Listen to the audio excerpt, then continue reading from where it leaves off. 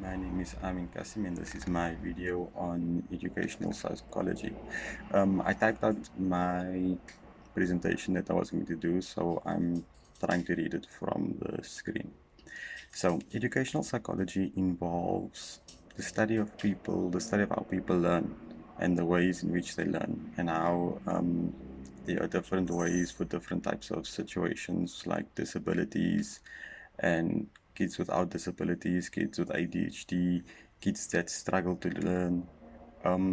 This is basically what educational psychology is. Educational psychology is giving different ways of learning and teaching to help different learners with different types of situations or different types of backgrounds or different types of disabilities or advantages or disadvantages.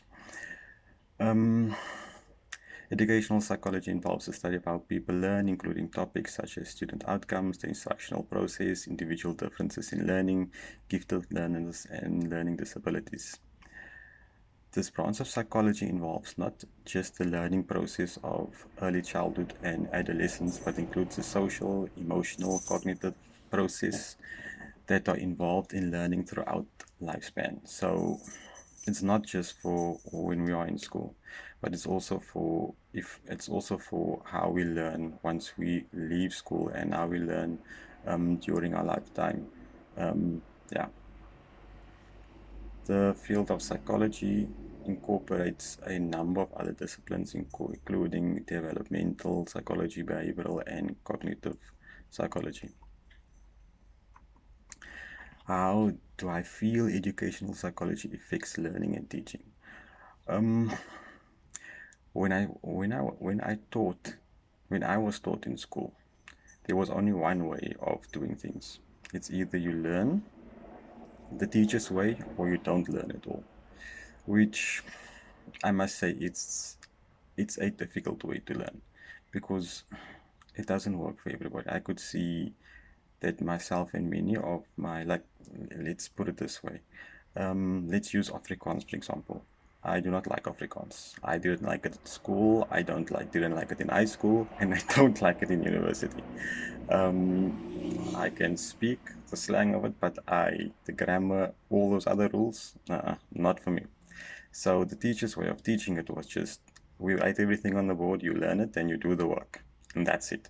There was no different types of learning or adapting the teacher's teaching strategies to that to accommodate the learner or to have for myself, especially for somebody that doesn't like it. So if I don't like it, I'm not going to learn it.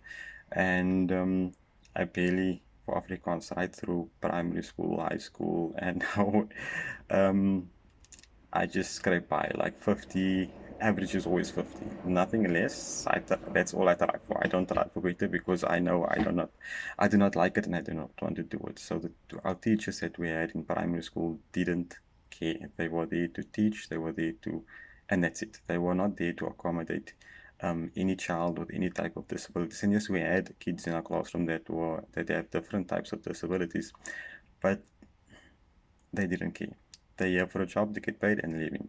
Now, if we look at educational psychology and what we have learned now, we can see that, and again using Afrikaans as an example, that there are different ways to teach and for learning and teaching to accommodate different types of students, like accommodating somebody for myself that doesn't like it. Um, these things that you can do to make students fall in love with certain subjects, and once a child falls in love with a subject, he or she will definitely want to do their best. And once children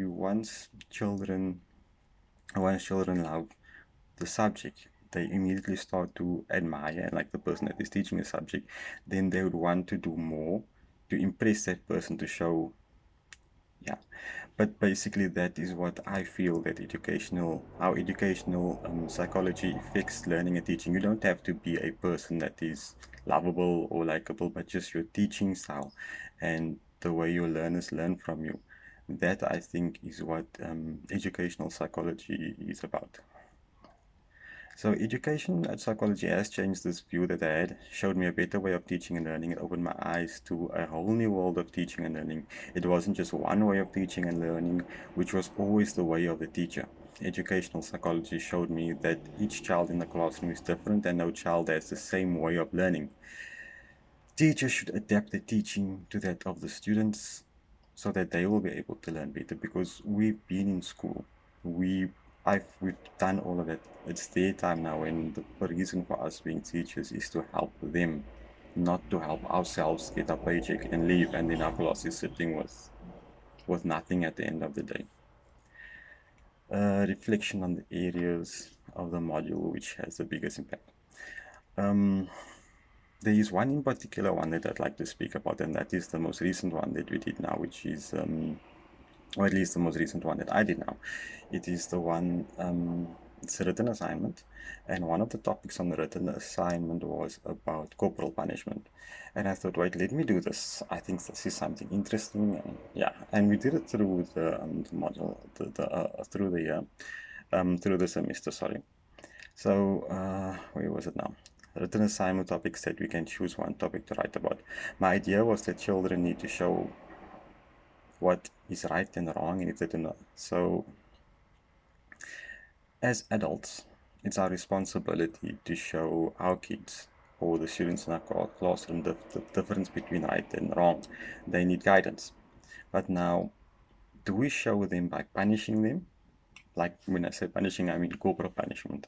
Does it make a difference? And then I read this article that was part of was some extra research of it, and this lady speaks about the lady who writes the article. Sorry, she tells a story about different students and their reaction to corporal punishment. So the first one I read was about a girl. She was 6 years old, between 6 and 7, I think, or 6 and 8. That she doesn't give the correct age. But that's not the point. The point is the girl suffered from ADHD, and the teacher didn't know, and the teacher didn't care either, because she never made an effort to find out why is this learner struggling to learn.